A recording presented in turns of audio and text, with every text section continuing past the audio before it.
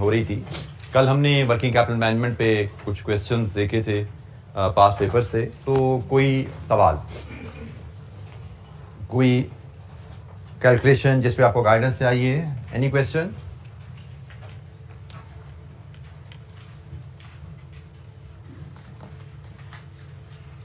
अच्छा जी, working capital पे एक क्वेश्चन हमारे पास और है, हम उसको देखते हैं, उसके बाद फिर हम नेक्स्ट टॉपिक पे बात शुरू करेंगे।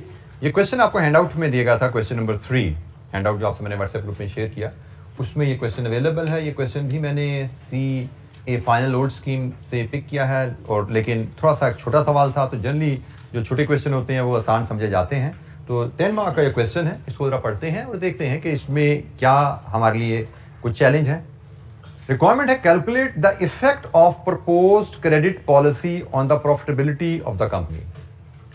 क्रेडिट पॉलिसी से मुराद होती है क्रेडिटर्स को जो पीरियड उधार का अलाउ किया जाता है, उसको क्रेडिट पॉलिसी कहा जाता है। तो उसमें कोई चेंज की बात हो रही है, वो कह रहे हैं जी उसका इंपैक्ट ऑन प्रॉफिटेबिलिटी बताइए क्या है। तो क्वेश्चन पढ़ते हैं जी।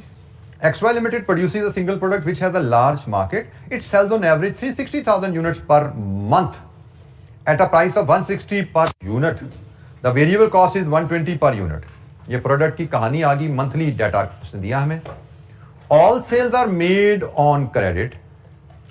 Debtors are allowed 1 month to clear off the dues. Credit period currently 1 month है। The company is thinking of extending the credit period to 2 months. 2 महीने पहले जाने का सोच रही है, which will help increase the sales by 25%. 2 महीने पे क्रेडिट पीरियड ले जाओगे तो सेल्स में इजाफा आ जाएगा। दिस इज द बेनिफिट जिसकी वजह से वो क्रेडिट पीरियड एक्सटेंड करने की बात कर रही है। Other information is as follows. Raw material constitute 60% of variable cost. Company has a policy of maintaining 60 days stock of finish goods and 30 days stock of raw material. Suppliers of raw material allow a credit of 20 days. Company's cost of funds is 16.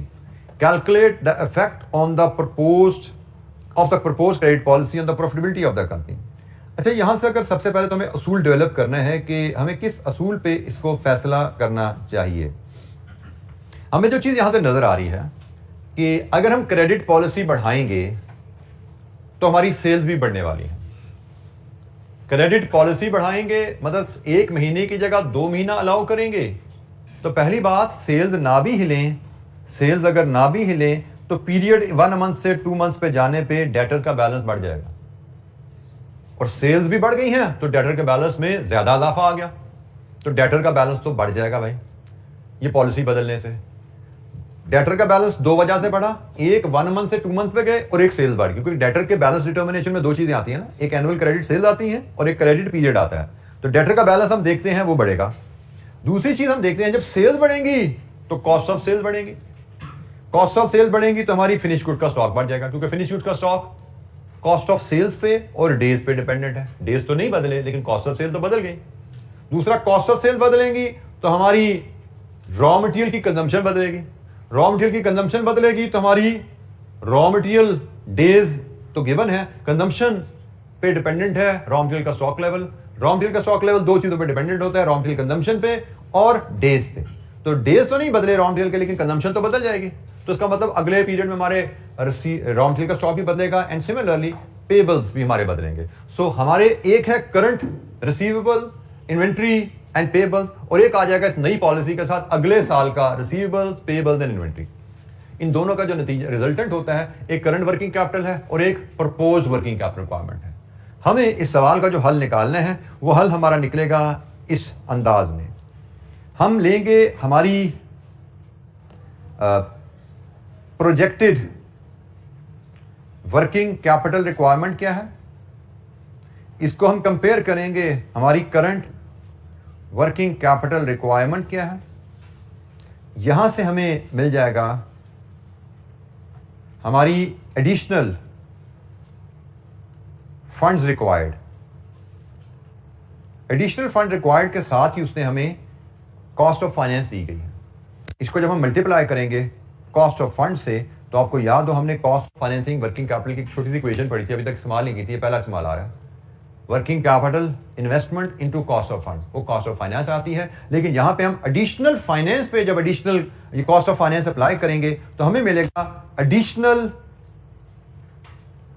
Additional cost of financing working capital. अगले साल हमें additional कितना पैसा देने पड़ेगा working capital को finance करने के लिए।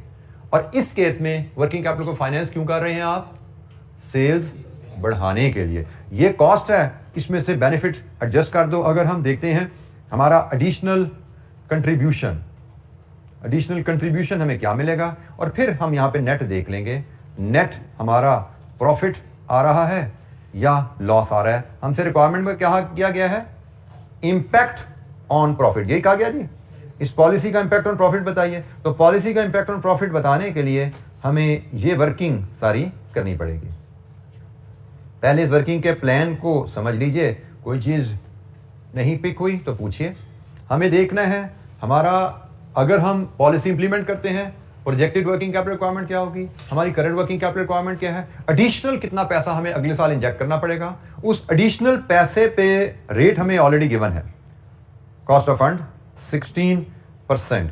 तो जो पैसा है उसको 16% से मल्टीप्लाई करेंगे। अगले साल की additional cost of financing working capital क्या है, और इस कॉस्ट के बदले हमें फायदा क्या होना है? Additional contribution. इन दो को कंपेयर करके हम देखेंगे नेट प्रॉफिट या लॉस क्या आ रहा है। This is our effect on P&L, increase और डिक्रीज। बल्कि हम उसने इफेक्ट पूछा है तो मैं इसको शायद इस अंदाज में दिखाना ज्यादा मुनासिब समझूंगा। Effect on profitability, increase oblique decrease, effect on profitability. दूसरा भी लिखते थे, कोई हर्ज नहीं था, लेकिन ये मुझे लगता है ज्यादा बेहतर अंदाज है, बेहतर प्रेजेंटेशन है। जब प्रॉफिटेबिलिटी में इजाफा आएगा या कमी आएगी, वो हम इन दो वैल्यूज के कंपैरिजन से देख पाएंगे। वन बाय वन हम तमाम वैल्यूज पे काम करना शुरू करें। जैसे मुझे लगता है एडिशनल कंट्रीब्यूशन निकालना सबसे आसान और क्विक है। पहले मैं इसी को वर्कआउट कर लेता हूं। अगर मैं क्रेडिट पॉलिसी बदलता हूं तो मेरी जो एडिशनल सेल्स होंगी मंथली, वो 360,000 का 25% होंगी। एडिशनल सेल्स ऐसे ही है, मेरी एडिशनल सेल्स ये है। और इस पे मुझे जो कंट्रीब्यूशन आएगा वो प्राइस पहले पैरा में ही अवेलेबल है और वेरिएबल कॉस्ट भी पहले पैरा में ही अवेलेबल है। ये मेरा मंथली इंक्रीज इन सेल है, ये मेरा मंथली इंक्रीज इन कंट्रीब्यूशन है। लेकिन कॉस्ट ऑफ फंड चूंकि सालाना बन रहा है तो इसको भी 12 से मल्टीप्लाई कर दो। एनुअल इंक्रीज इन कंट्रीब्यूशन क्या है बताइए जनाब? एनुअल इंक्रीज इन कंट्रीब्यूशन क्या आएगा हमारा? 43200 000। चलें जी, ऐसे ही आने दो। रुपीज में फिगर फिलहाल आ रही है तो रुपीज में जाने दीजिए। हम रुपीज इन 1000 भी वैसे कर सकते थे, यहाँ पे फिगर काफी बड़ी थी, लेकिन चले लिख दिया। ये एडिशनल कंट्रीब्यूशन है जो हम कमाएंगे अगर हम इस पॉलिसी को इंप्लीमेंट करते हैं। अब मैं करंट वर्किंग कैपिटल को पहले वर्किंग वन से ले आता हूं। मेरी करंट वर्किंग कैपिटल रिक्वायरमेंट कितनी है? करंट वर्किंग कैपिटल जो मुझे डाटा दिया गया है उसके मुताबिक मेरे रिसीवेबल्स या डेटर्स कह लीजिए, इसमें प्लस करूंगा मैं रॉ मटेरियल इन्वेंट्री, इसमें मैं प्लस करूंगा फिनिश गुड्स इन्वेंट्री, और इसमें से लेस करेंगे हम creditors, trade payables. Trade payables कह लीजिए, क्रेडिटर्स कह लीजिए, एक ही बात है। तो मेरी करंट वर्किंग कैपिटल रिक्वायरमेंट यहां से मुझे मिलेगी। रिसीवेबल्स, मेरी रिसीवेबल की पॉलिसी है 1 मंथ। 1 मंथ रिसीवेबल पॉलिसी का मतलब मेरा डेटर बैलेंस 1 महीने की क्रेडिट सेल के बराबर है, ऐसा ही है।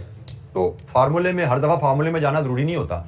1 महीने की क्रेडिट सेल 360,000 इंटू 160, इतनी सी बात है। ये ना मेरी 1 महीने की सेल, और सारी सेल क्रेडिट है। तो हर जगह वो डेटर क्रेडिटर बटा दिस इंटू 365 करना जरूरी नहीं होता। If you know the concept कि डेटर पीरियड 1 मंथ का मतलब है कि डेटर बैलेंस 1 महीने की क्रेडिट सेल के बराबर है, तो वो फिगर में गिवन है। 1 महीने में 3,60,000 यूनिट बेचते हैं और 160 की प्राइस है। तो जनाब हमारा रिसीवेबल बैलेंस कितना है? 5760 000। लीजिए जी, 57 मिलियन है ये, 57,600 000। ये हमारा रिसीवेबल बैलेंस है। इन्वेंट्री बैलेंस चाहिए। इन्वेंट्री पीरियड कितने है जी? ये हमें बताया गया है। इन्वेंट्री हमारा डिपेंड करता है मटेरियल यूजेज के ऊपर, ठीक है, और इन्वेंट्री का बैलेंस हमारा डिपेंड करता है इन्वेंट्री पीरियड के ऊपर। तो रॉ मटेरियल का पीरियड गिवन है जी हमें कितना? 20 डेज। रॉ मटेरियल का पीरियड 20 डेज है। अब जरा तुझे से देखिएगा, 3,60,000 raw material period is note number 2 में है शायद। Company has a policy of maintaining 60 days of stock of finish goods and 30 days stock of raw material. Raw material का 30 डेज है, सप्लायर का 20 डेज है, फिनिश गुड्स का 60 days है। तो हम रॉ मटेरियल की बात कर रहे हैं। यह है 1 महीने की सेल्स, यह है 1 महीने की वेरिएबल कॉस्ट, और यह है 1 महीने की मटेरियल कॉस्ट। ऐसा ही है। हमें उसने कहा रॉ मटेरियल इन्वेंट्री 30 डेज है, इसका मतलब रॉ मटेरियल का स्टॉक 30 डेज की कॉस्ट के बराबर होता है। आगे इसके अलावा कुछ नहीं करना, खत्म होगी बात। बताइए कितना है रॉ मटेरियल स्टॉक? 25,920,000। आप को उसने कहा आपकी पॉलिसी है 1 महीने 30 डेज के बराबर रॉ मटेरियल का स्टॉक रखना। तो ये 30 डेज की सेल्स है, ये 30 डेज की वेरिएबल कॉस्ट ऑफ सेल्स है, और ये 30 डेज की मटेरियल कॉस्ट है। वेरिएबल कॉस्ट का 60%। ऐसा ही है। 1 महीने की मटेरियल कॉस्ट क्या है वो आपको पता लगी, और इन्वेंट्री पॉलिसी है 30 डेज। इसका मतलब क्या है कि आप 30 डेज के मटेरियल कॉस्ट के बराबर स्टॉक रखते हो। अब आपको एनुअल कंजम्पशन दी जाती, annual consumption divide by days in a year into 30 days कर लेते हैं, तो भी एक बात है। अब यहां पे उसने मंथली डाटा दिया हुआ है, तो हमें मंथली से एनुअल पे जाके एनुअल से 12 मंथ में आने की जरूरत है, जैसे हमने यहां पे किया। मंथली डाटा गिवन है और हमने आसानी से रिसीवेबल बैलेंस निकाल लिया। मंथली डाटा गिवन है, आसानी से इन्वेंट्री बैलेंस निकाल लिया। And same we can do for the finish goods. Finish goods में उसने कहा है कि जी आपकी जो वो है उसका पीरियड कितने हैं? 2 मंथ्स, 60 डेज। बिल्कुल ठीक है जी। 60 डेज का मतलब 2 मंथ ही होगा ना हमारे लिए। तो 360 यूनिट्स इंटू 120। अब जो फिनिश गुड्स हैं वो फुल कॉस्ट पे वैल्यू किया जाएंगे। ठीक है। मटेरियल था ना, cost of cell variable cost में 60% मटेरियल था, लेकिन फिनिश गुड्स तो पूरी कॉस्ट पे जाएंगे। ये 1 महीने की कॉस्ट ऑफ वेरिएबल कॉस्ट है इंटू 2। तो जनाब बताइए यहां से क्या बना फिनिश गुड्स आपका? 86 मिलियन, 4 मिलियन। आखिरी आइटम रहेगी परचेजेस, और परचेजेस का उसने कहा ये 20 डेज। 20 डेज का मतलब है कि आपकी 20 डेज की परचेजेस के बराबर। तो हम यहां पे लेंगे जी सालाना, मंथली हम खरीदते हैं 3,60,000 यूनिट्स, बेचते हैं, इसके हिसाब से इनकी कॉस्ट वेरिएबल कॉस्ट, इसके हिसाब से इनकी मटेरियल कॉस्ट, ये 1 महीने की मटेरियल कॉस्ट है। तो पेएबल बैलेंस कितना है? 20 डेज। इसको 20/30 कर दो, ये 1 महीने की मटेरियल कॉस्ट है ना, तो पेएबल बैलेंस 20 डेज पे है 280,000। लीजिए जी आपका current balance of current working capital balance कितना है? करंट वर्किंग कैपिटल आपका कितना आ रहा है? कैलकुलेट कीजिए यहां से तमाम करंट एसेट्स का टोटल कीजिए, करंट लायबिलिटीज माइनस कीजिए। 152,640,000। करंट आपका वर्किंग कैपिटल बैलेंस कितना है?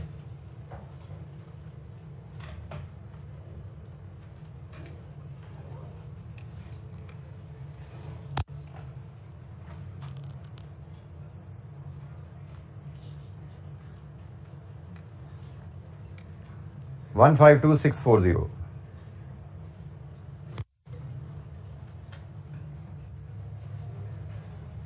करंट वर्किंग कैपिटल रिक्वायरमेंट आपकी क्या है? प्रोजेक्टेड वर्किंग कैपिटल रिक्वायरमेंट के लिए वर्किंग 2 बनाएंगे, और इसके बाद ये सवाल हमारा कंप्लीट हो जाएगा। एनी क्वेश्चन, कोई सवाल?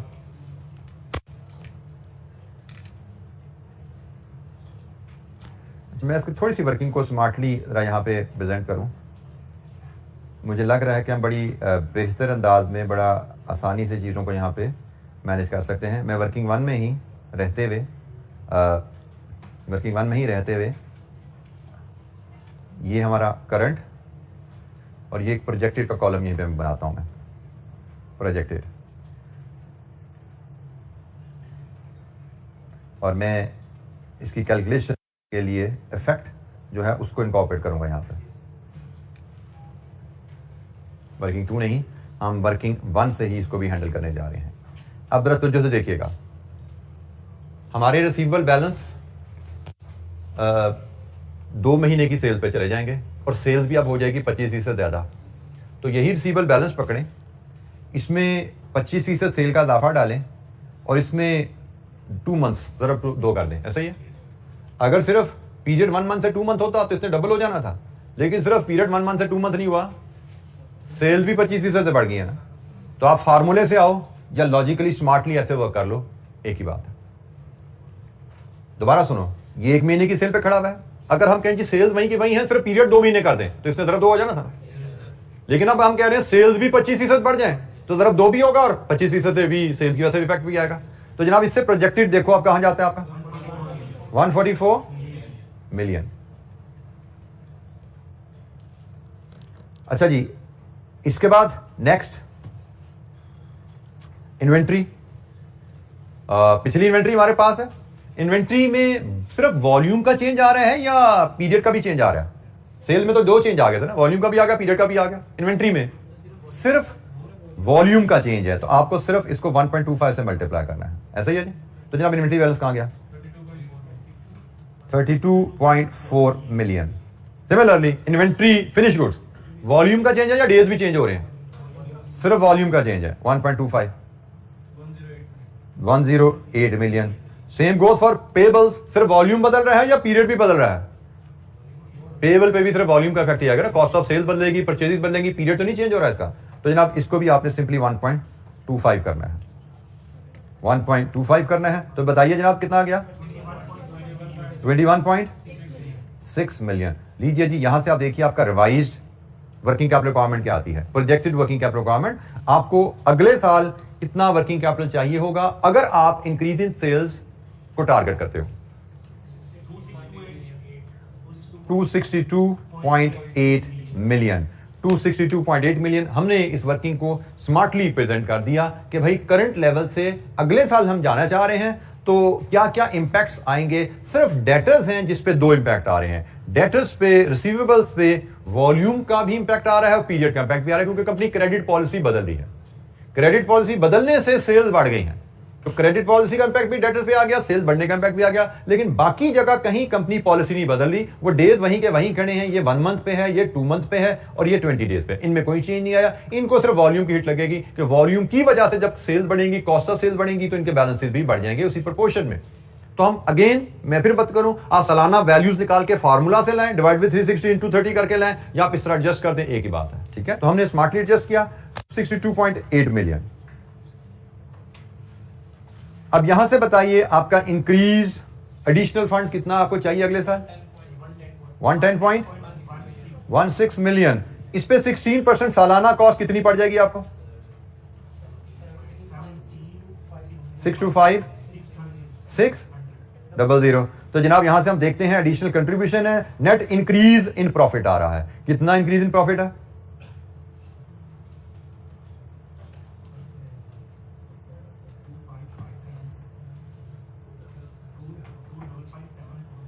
255,744,400। ये एडिशनल प्रॉफिट है। सो अकॉर्डिंगली हमारा डिसीजन रहा कि हमें एक क्रेडिट पॉलिसी में चेंज को इंप्लीमेंट कर देना चाहिए। यही फैसला माना ना हमारा, क्योंकि हम देख रहे हैं क्रेडिट पॉलिसी में चेंज करने की वजह से हमारे प्रॉफिट में इजाफा आ रहा है। सो हमसे पूछा यही गया, सॉरी, उसने कहा इम्पैक्ट ऑन प्रॉफिट बताइए, तो impact on profit is increase. हमारा सवाल यहाँ पे आंसर हमारा कंप्लीट हो गया। उसने हमसे ओपिनियन नहीं आगे मांगी क्या करना है, उसने कहा जी प्रॉफिट्स पे इफेक्ट बताइए, तो इफेक्ट्स ऑन प्रॉफिट है 25,574 का इजाफा। जी, एनी क्वेश्चन, किसी कैलकुलेशन पे कोई गाइडेंस चाहिए आपको तो पूछिए।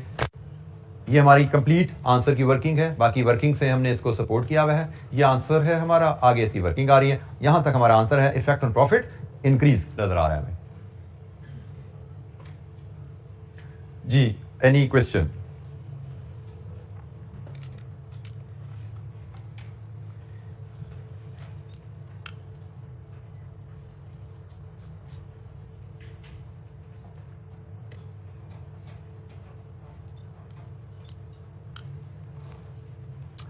अच्छा जी, वर्किंग कैपिटल पे डिस्कशन हम अब कंप्लीट करते हैं और मूव करते हैं नेक्स्ट चैप्टर की तरफ। चैप्टर नंबर 5 हमारा मैनेजरियल फाइनेंस का।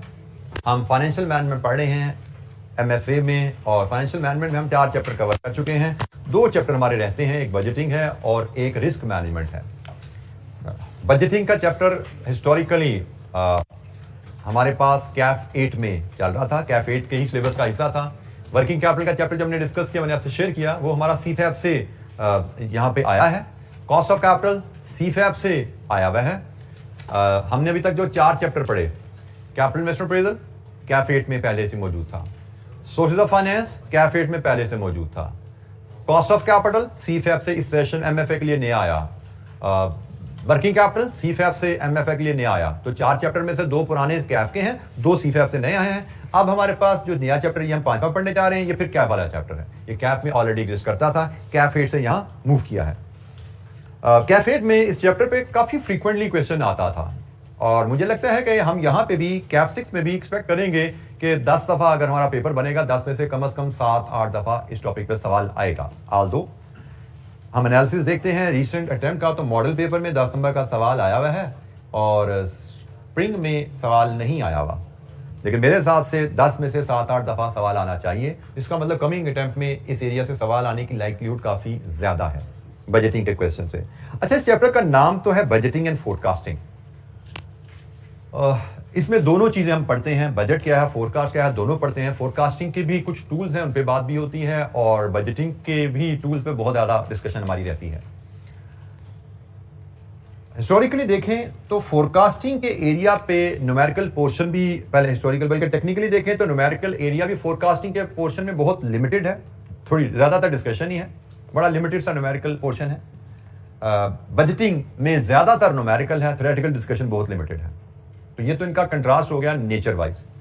फिर हिस्टोरिकली अगर हम देखें आईकैप का पैटर्न, तो आईकैप के पैटर्न में फोरकास्टिंग पे रेयरली क्वेश्चन हमें नजर आता है। फोरकास्टिंग पे हमें रेयरली क्वेश्चन नजर आता है। पास्ट पेपर्स हम जब उठाते हैं, कैफ के उठाएं या सीफैप के उठाएं, तो मुझे लगता है कि मैंने सीफैप के और कैफ के मिला के अगर मैंने कोई 50 को क्वेश्चन देखे मैं बजटिंग और फोरकास्टिंग के एरिया पे, तो इन 50 में से शायद सीफैप में एक दफा फोरकास्टिंग पे सवाल आया हुआ है। इतनी लेस लाइक्लीहुड है। बट ये कहानी थी पुरानी, अब आप आ गए नई स्कीम में जिसमें आ गया एमसीक्यू भी, तो यू नेवर नो।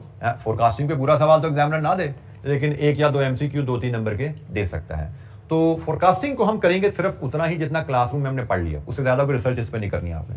जितनी क्लासरूम में डिस्कशन होगी, जितना नोट्स में लिखा हुआ, दैट्स इट। आपने इसके ढूंढ के सवाल कहीं से पास पेपर में टाइम इस पे इन्वेस्ट नहीं करना। Budgeting, yes that is technical area, उस पे हम एक्सपेक्ट करेंगे हमें सवाल फुल फ्लैट सवाल उसी पे आना है, 10 का आता है, 12 का आता है, 15 का आता है, ये अब एग्जामिनर की मर्जी है। लेकिन बजटिंग पे वी विल एक्सपेक्ट हमें एक फुल फ्लैट न्यूमेरिकल क्वेश्चन मिलेगा सेक्शन बी में। फोरकास्टिंग पे हमारी एक्सपेक्टेशन रहेगी कि हमें अगर आएगा तो एमसीक्यूज में ही टेस्ट होगा, क्योंकि हिस्ट्री यही है।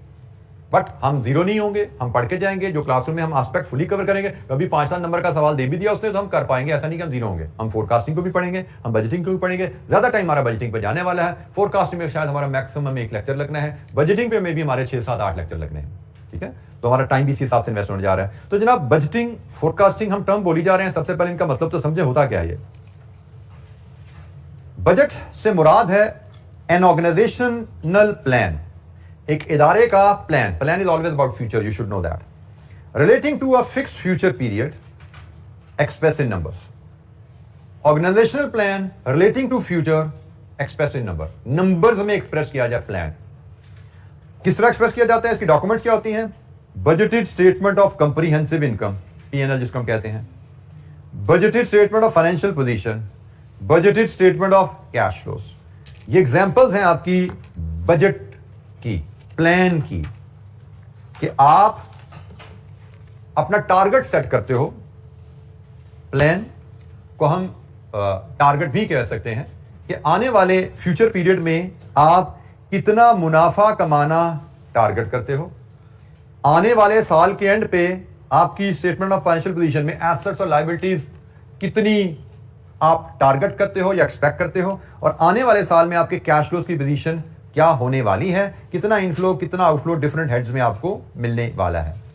तो ये है जी बजट, फ्यूचर का plan express in numbers, usually using these 3 comprehensive documents. एक होता है फाइनेंशियल अकाउंटिंग में पीएनएल बनाना, वो होता है पास्ट। ये है बजट में पीएनएल बनाना कि अगले साल हम क्या कमाना चाहते हैं, कितना रेवेन्यू कमाना चाहते हैं, कितनी कॉस्ट ऑफ सेल्स हमारी अगले साल होंगी, कितना प्रॉफिट आएगा। अगले साल के एंड पे हमारी इन्वेंट्री कितनी होगी, रिसीवेबल कितने होंगे, कैपिटल एसेट कितने होंगे, लायबिलिटीज कितने होंगे, कैपिटल कितना होगा। अगले साल के दौरान हमारा operating cash flows, investing cash flows, financing cash flows, कितना इनफ्लो आउटफ्लो होगा, हमारी कैश पोजीशन क्या बनेगी अगले साल के एंड पे। हम टारगेट करते हैं। ये हमारा टारगेट है कि भाई अगले साल का ये हमारा प्लान है। इसमें मजीद बात करेंगे, but in short budget is the plan relating to a future period expressed in numbers. ये सारी डॉक्यूमेंट नंबर्स वाली हैं, P&L भी नंबर्स हैं, बैलेंस शीट भी नंबर्स हैं और कैश फ्लोज भी नंबर्स हैं। ये सारे नंबर्स हैं जिनकी हम बात कर रहे हैं।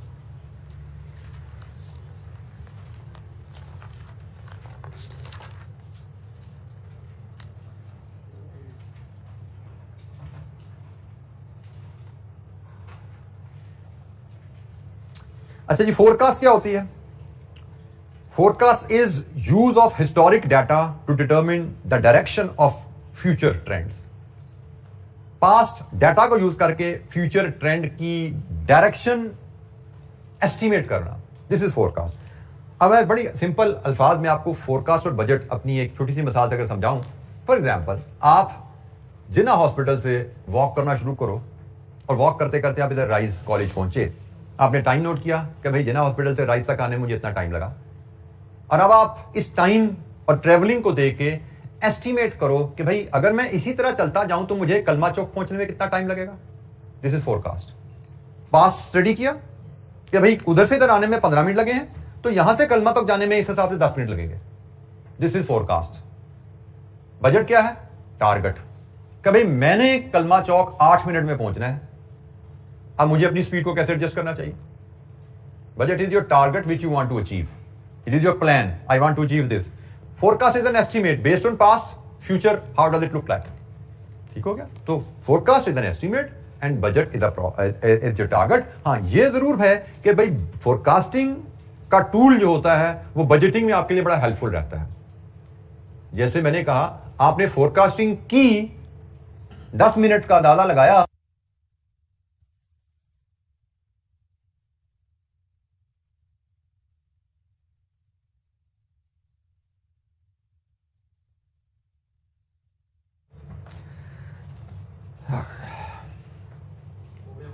हो गया ऑन। तो बजट बनाने के लिए, बजट सेट करने के लिए आपको पहले अंदाजा लगाना पड़ता है फोरकास्ट। पहले फोरकास्ट का टूल यूज होता है, फिर वो टूल की बेस पे आप बजट बनाते हो। आपने पहले अंदाजा लगाया कि मुझे पुराने हिसाब से चलते हुए कलमा चौक पहुंचने में 10 मिनट लगेंगे। देन आपने कहा भाई I want to improve my performance by 20%, so I should target 8 minutes. ठीक है? तो फोरकास्टिंग और बजटिंग का आपस में बहरहाल ताल्लुक रहेगा। फोरकास्टिंग बजटिंग का कंपैरिजन अगर देखें तो बड़ा quick brief comparison. Forecasting are statements of probable event, future में क्या होने की उम्मीद है। Forecast is merely an estimate, एक अंदाजा है सिर्फ। Forecasting helps in planning, target setting में प्लानिंग करने के लिए एक यूजफुल टूल है, मदद करता है उसमें। Forecasting does not act as a tool of control. Forecasting control का मतलब अभी हम सीख लेंगे तो फिर आपको ये चीज क्लियर हो जाएगा, अभी मैं इसको ज्यादा एलैबोरेट नहीं करता, but it is not a tool of control. Control से क्या मुराद है जल्दी आपको पता लग जाएगा अगली कुछ एक आध स्लाइड में। ये पॉइंट आप समझिए हमने पेंडिंग रखा है, टूल ऑफ कंट्रोल क्या होता है। वेयर एज बजटिंग की बात करें तो budgeted relates to planned events. ये प्रोबेबल इवेंट्स की बात नहीं हो रही, प्लान्ड इवेंट, कि हमने कलमा चौक 8 मिनट में पहुंचना है, प्लान है हमारा। Budget is a target for a period, future का fix target fix for a period. ठीक है जी। Planning results in budgeting, budgeting यहां पे क्या लिखा, फोरकास्टिंग हेल्प्स इन प्लानिंग, और प्लानिंग आपका फिर बजट डॉक्यूमेंट बनता है। आपका प्लानिंग जो है वो आपका फिर बन जाता है। And budget serve as a controlling tool. अब अगेन ये कंट्रोलिंग टूल से क्या मुराद है इसको हम जल्दी डिस्कस कर रहे हैं। सो फोरकास्टिंग एंड बजटिंग का डिफरेंस बड़ा जरूरी है। इन पे भी हमें लगता है कि आधा एमसीक्यूज यहाँ पे बन सकता है छोटा सा, कि भाई व्हाट इज नॉट बजटिंग या व्हाट इज नॉट फोरकास्ट या व्हाट इज बजटिंग। ये कुछ इनमें से कुछ स्टेटमेंट दी जाए आपको और आपसे कहा जाए बताओ भाई बजट इनमें से कौन सा है कौन सा नहीं है। तो ये differentiation you should know. Reading will be critical way, तो हमेशा हर सब्जेक्ट में क्रिटिकल होती है, लेकिन हमारे पेपर में एमएफए में एमसीक्यूज के आने की वजह से रीडिंग की अहमियत बढ़ गई है। फाइनेंस में भी है, आप जो मैनेजरियल पोर्शन पढ़े वो तो है ही ज्यादा उसमें रीडिंग, लेकिन फाइनेंस में भी आपकी रीडिंग बड़ी अहम है, क्योंकि इस तरह के एरियाज जो कि एग्जामिनर है जिन पे न्यूमेरिकल क्वेश्चन सेट नहीं कर पाता, एक आध एमसीक्यू डालना उसके लिए बड़ा आसान है। तो हमेशा रेगुलर पढ़ने की आदत रखिएगा। जी कोई सवाल?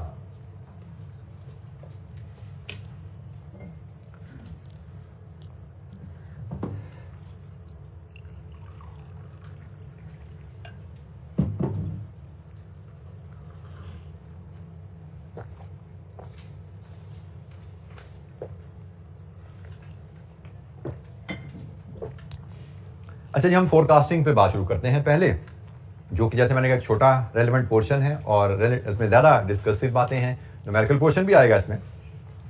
Types of forecast. हमने जब भी प्लानिंग करनी है, प्लानिंग से पहले हमें फोरकास्टिंग करनी पड़ती है। जैसे अभी हमने पिछली स्लाइड पे पढ़ा, फोरकास्टिंग हेल्प्स इन प्लानिंग। जैसे डिमांड सेल्स फोरकास्ट, हमने बजट बनाना है, बजट के लिए प्लान और प्लान के पीछे फोरकास्ट। हमने अगले साल कितने यूनिट्स बेचने हैं, उसके लिए पहले हमें सेल्स फोरकास्ट बनानी पड़ेगी। पास्ट ट्रेंड को देखते हुए अगले साल कितने यूनिट्स बेच सकते हैं, दिस इज सेल्स फोरकास्ट। कैसे करेंगे सेल्स फोरकास्ट, इसमें हम बात करेंगे आगे चल के। लेकिन सेल्स फोरकास्ट आप बनाओगे, फॉर एग्जांपल आपने अंदाजा लगाया पिछले 5 सालों में जैसे हमारी सेल्स का ट्रेंड रहा है, अगर हम उसी हिसाब से चलते रहे तो अगले साल हम 10,000 यूनिट्स बेचेंगे, दिस इज सेल्स फोरकास्ट। चलिए मैं इसको थोड़ा टारगेट से लिंक भी कर देता हूं कि भाई पिछले साल के हिसाब से चलते रहे, पिछले सालों के हिसाब से चलते रहे तो 10,000 बेचेंगे, बट हमने पिछले सालों के हिसाब से नहीं चलना, हमने बेहतर चलना है। Let's set a target at 12,000, हमने अगले साल 12,000 यूनिट बेचने हैं। सो आपने फोरकास्ट की तो फिर आप एक टारगेट सेट कर पाए कि हमने फोरकास्ट से पिछली परफॉर्मेंस के मुकाबले में बेहतर रिजल्ट देना है। फोरकास्टिंग से आप टारगेट पे गए। सो आपने टारगेट सेट किया कि मैं अगले साल 12,000 यूनिट्स बेचूंगा। अब 12,000 यूनिट बेचोगे, हमने फिर यह भी ध्यान में रखना है कि टारगेट हो गया, टारगेट ने फिर बजट बनना है, बजट ने फिर क्या बनना है, इनकम स्टेटमेंट। चलें to begin with income statement बननी है। तो अभी इनकम स्टेटमेंट में पहली फिगर क्या होती है, सेल्स। सेल्स कहां से आती है, यूनिट्स इनटू प्राइस। तो यूनिट्स का टारगेट आपके पास आ गया। अगले साल पीएनएल बनाने जा रहे हो, यूनिट्स इनटू प्राइस आना है, तो यूनिट्स का टारगेट आपने पहले फोरकास्ट की, फोरकास्ट में इंप्रूवमेंट का मार्जिन डाला, टारगेट सेट कर लिया 12,000। इसके बाद सेल्स के बाद आता है कॉस्ट ऑफ सेल। और कॉस्ट ऑफ सेल में हमेशा इकोनॉमिक फोरकास्ट की जरूरत पड़ने वाली है। हमें इकोनॉमिक फोरकास्ट भी करनी पड़ती है। इकोनॉमिक फोरकास्ट क्या करती है, it involve forecasting future state of economy, expected inflation rates etcetera. सिर्फ इन्फ्लेशन, इसमें टैक्स भी आ जाता है, एटसेट्रा, टैक्स भी आ जाएगा इसमें। This is economic forecast.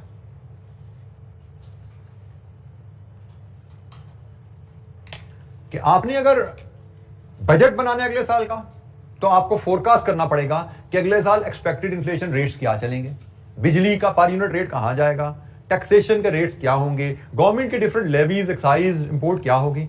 तभी आप कॉस्ट ऑफ सेल्स की फिगर बना पाओगे ना। क्योंकि कॉस्ट ऑफ सेल्स में क्या आएगा, मेजर कंपोनेंट देखें तो एक तो सेल्स की बेसिस पे प्रोडक्शन, प्रोडक्शन से रॉ मटेरियल आ गया, क्वांटिटी, लेकिन साथ ही बाकी खर्चे भी तो आने वाले ना, क्वांटिटी इनटू रेट। अब रेट क्या है, पिछले साल का तो पता है, अगले साल क्या होगा, इन्फ्लेशन पे डिपेंडेंट। हम इंपोर्ट कर रहे हैं तो सिर्फ सप्लायर को कीमत नहीं पे करनी, हमें उसकी इंपोर्ट ड्यूटी का रेट भी चाहिए। हम इंपोर्ट कर रहे हैं, हमें डॉलर का भी एक्सपेक्टेड रेट चाहिए, और अल्टीमेटली पीएनएल पूरा करना है तो नीचे जाकर टैक्स भी तो डालना पड़ेगा ना, अगले साल हमारा टैक्स क्या होगा। सो इकोनॉमिक फोरकास्ट भी हमें बनानी पड़ती है। अगर हम बजट बना रहे हैं तो हमें इकोनॉमिक फोरकास्ट भी चाहिए कि अगले साल हमारे डिफरेंट जो इकोनॉमिक फैक्टर्स हैं उनकी क्या वैल्यूज एक्सपेक्टेड हैं। मैंने 2-3 आपके सामने कुछ फैक्टर्स बोले, जैसे इन्फ्लेशन, जैसे टैक्स रेट, जैसे इंपोर्ट गवर्नमेंट की लेवीज, सेल टैक्स रेट क्या होगा, एक्साइज ड्यूटीज क्या होंगी, इंपोर्ट ड्यूटीज क्या होगी। ये सारी चीजें हमें अगले साल की अंदाजा लगानी पड़ेंगी, तो ही अगले साल का पीएनएल बनेगा। सो हमें इकोनॉमिक फोरकास्ट भी करनी पड़ती है। फिर हमें टेक्नोलॉजिकल फोरकास्ट भी करनी पड़ती है।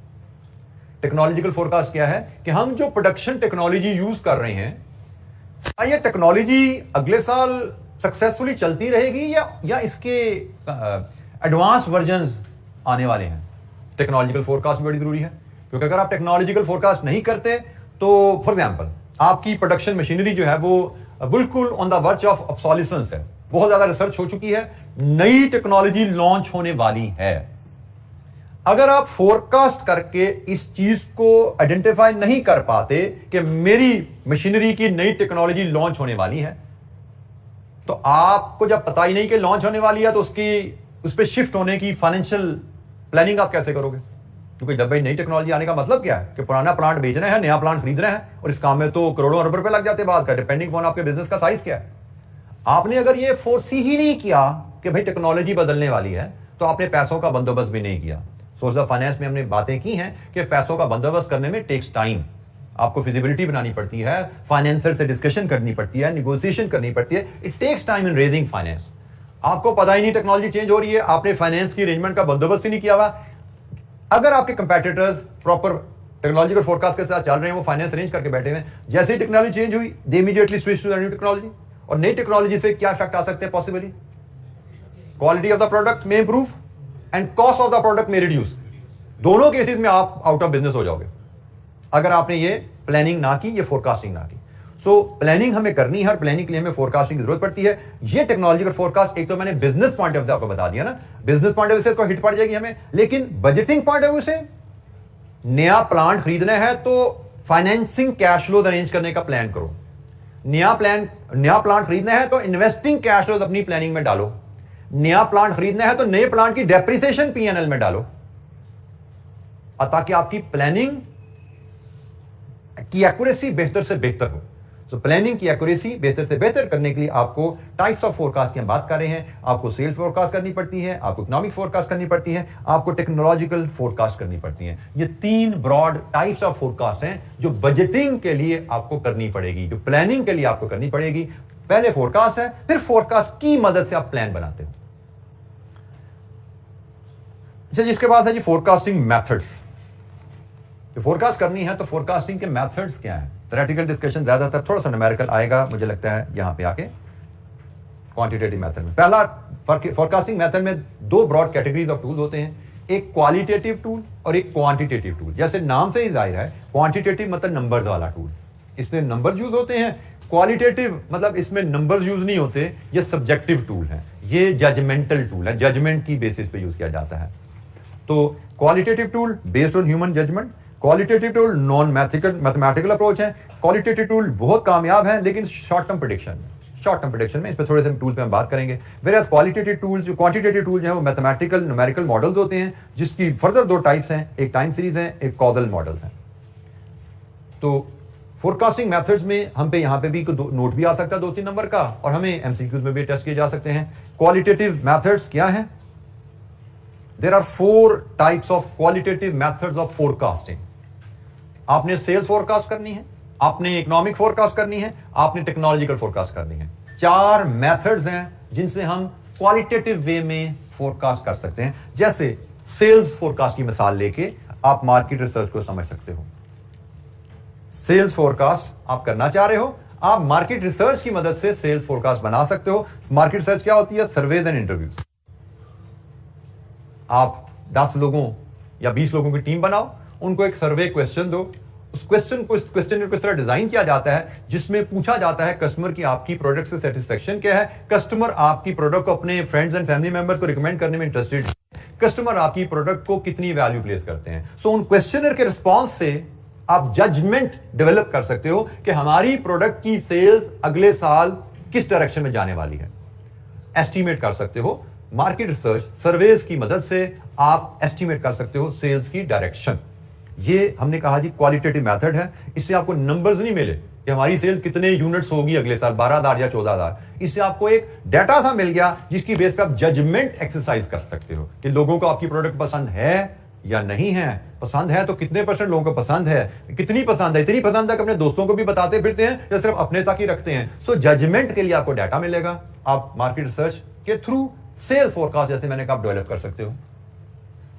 Another qualitative method, jury of executive opinion, ये भी एक judgement based human judgement based tool है। इसमें क्या किया जाता है कि आप फॉर एग्जांपल हम इकोनॉमिक की फोरकास्ट, इन्फ्लेशन की फोरकास्ट डेवलप करना चाहते हैं। हम इन्फ्लेशन की फोरकास्ट डेवलप करना चाहते हैं कि अगले साल हमारे कंट्री में इन्फ्लेशन क्या रहेगी, बजटिंग के लिए हमें इसकी जरूरत है। इसलिए क्या किया जाता है कि small group of high level managers group इकट्ठा किया, हमने कंसल्टेंट एंगेज किए, 4 लोगों को एंगेज किया, उनका हम बजट बनाने जा रहे हैं, बड़ी कीमती वाली डॉक्यूमेंट होती है, हम चाहते हैं बड़ी एक्यूरेट डॉक्यूमेंट हो, काइंडली हमें हेल्प कीजिए, ज्वाइन कीजिए हमारी टीम को और हमें अगले साल की एक्सपेक्टेड इन्फ्लेशन फोरकास्ट करने में मदद कीजिए। So group of high level managers हमने एंगेज किए।